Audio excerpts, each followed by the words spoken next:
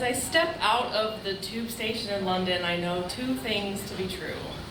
One, I am absolutely lost with no Wi-Fi access. And two, I feel the whispers of a level 10 panic attack approaching me.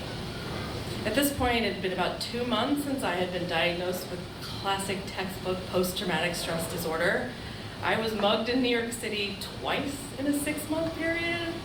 The first one was just really inconvenient. The second one is the one that pushed my brain over the edge, and I spent several weeks chronicling all the things that I got triggered in, because my brain couldn't tell the difference between real fear and like fake fear and safety. So I knew all these things that I had to avoid: crowds, nighttime, heat, dusk. And I immediately thought, I have this trip planned.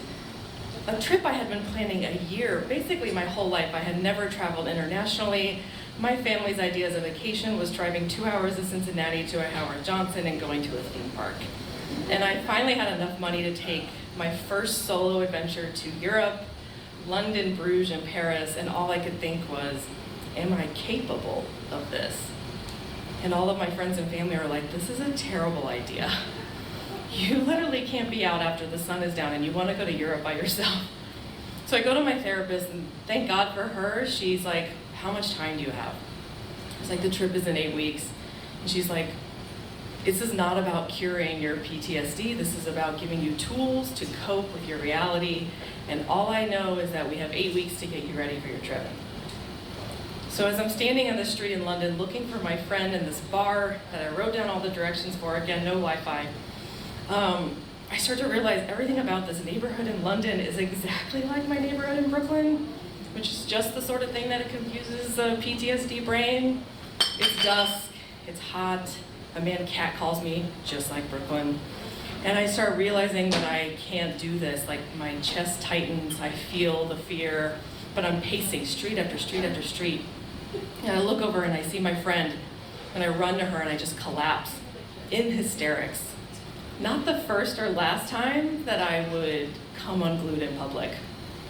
And I go back to my hotel that night and I think, I am not capable of this. The world is too big, it's too scary, too many things trigger me. This was a mistake. So I take the next day and I rest.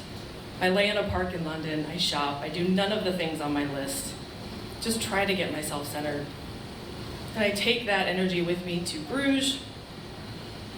And I spend the whole day touring around chocolate shops and being pointed out by locals all of the filming locations of that classic Colin Farrell movie in Bruges. They're really proud of it. And I spend all day and I'm like, okay, we're good. But like, the sun's gonna set soon, so I gotta get to bed.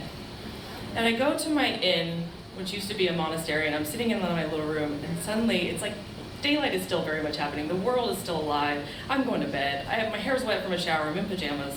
And I hear like, and I'm like, what is that? And I was like, and I hear laughing, I hear drinking, and I am pissed. How dare these people interrupt my 8 p.m. bedtime? And I sit and I stew in this rage, and I start to spin, and then I was like, this is not what your trip is for. You came to have an experience, you came to have an adventure. So I change out of my clothes, pull my wet hair back, and I go downstairs to like eat, pray, love this bitch. And I go downstairs and I open the door to the lobby of the bar. And what I see is really surprising. I see a room wall to wall packed with Dutch and Belgian male cyclists. Like, there's not a woman in the room. It is all like sweat and spandex.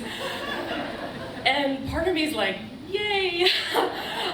The other part of me is like, go to bed. This is danger. Look, there's a crowd. And I almost went upstairs, but I was like, lean in. I gotta lean into this experience. So I walk in and I said, are you guys open to the public, or is this a private event? And that's when they realized not only was I the only woman in the room, but I was an American, so I was the novelty of the night. And they all kind of just start swarming around me. They're so friendly. They want to know what a young American girl is doing in Bruges in the first place. And I was like, I'm here for the chocolate. And I watch as like these men open up the room to me, and everything in my brain was telling me this is danger zone, like you're in a crowd, it's nighttime, someone is going to like attack me. I start to watch as that fades away, and I just start to embrace these beautiful people. And I have this wonderful night where I'm in the moment and I forget that I'm a victim and I forget that my brain is all twisted. I head back upstairs and I take that feeling with me to my last city, which is Paris. And I kind of just try to be mindful of the living in the now, and I go to all the places I want to see, and on the last day I make the journey up to Sacré-Cœur in Montmartre, which is like a hotbed for it's like pickpocket city. Like it's crowded, it's crazy, it's chaos, and I make my way through and I sit just as this group of nuns comes out into the cathedral and they're singing Vespers. And the whole weight of the 10 days just fills me with gratitude and happiness, like I'm bawling, like just messy, sloppy, snotty tears at this beautiful song. And I start to realize that trauma is not linear.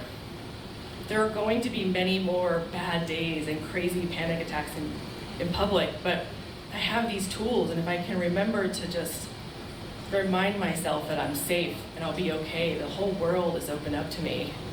And in that moment, I kind of just appreciate where I am and know that I'm gonna be all right.